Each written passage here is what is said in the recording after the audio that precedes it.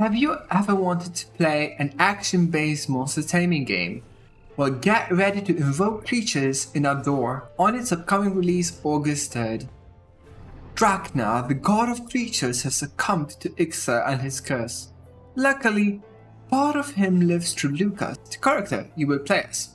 Your goal is to embark on missions across Gaterdrik and use your stuff to summon friendly creatures and restore life to Draknar. Across the world, you will find particles of Gaterdrik. Use these particles by channeling your stuff to capture wild creatures.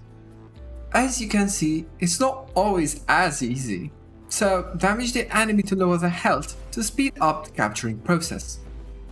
During combat, you can invoke up to 4 creatures to utilize their normal and special attacks. This fun mechanic can become hard to master. Timing your attacks and recalls is crucial, as creatures who drop to 1 HP will redirect damage directly to your character.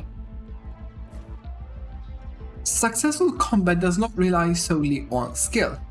In town, you can talk to Mana to give your creatures synergies.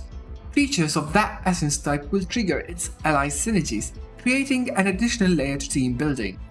For example, giving Domu prolonged duration increases the duration of its special attack, which I like because I love Domu. Your creatures can also be strengthened by unlocking trait skills. One of my favorites is Lucky, giving the creature a 10% chance not to use any stamina when invoked. Such trait can be a game changer for someone who does not manage their stamina very well. Yes, I'm speaking about myself. Earlier I mentioned that combat can be quite challenging. Luckily, dying is no major setback. When selecting missions, find the ones that contain lost resources and collect all the gold and rune fragments you just dropped. Throughout Gaterdrik, you will also discover key items such as runes and artifacts. These give your Adorer access to buffs and staff abilities, and can be further upgraded as you progress. Although some runes may seem basic, having additional base HP can be a deciding factor to succeeding in your mission. Now let's move away from gameplay and talk about graphics and development. The game has stunning visuals, and each of the different areas is distinct.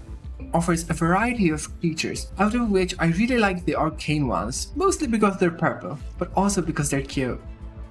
Compared to other roguelikes, Adore is easier on the eyes, because it does not contain visual clutter. There's never a moment when there's like hundreds of monsters in the same screen. Another great point is that the Brazilian developers, Cadabro Games, are passionate about the project and have always been responsive to the community. In fact, many gameplay elements, like Synergies, have gone through serious overhauls since I first played, allowing the game to be what it is today. As an early access player, I'm excited for new players like you to discover Adore on its full release. I would definitely recommend the game because it's enjoyable, it provides a unique gameplay experience, and there is still way more that I have yet to discover, including new modes unlocked in endgame. I would love to hear from you on what excites you most about Adore. If you've enjoyed this video, make sure to subscribe for more monster taming related content. Bye bye!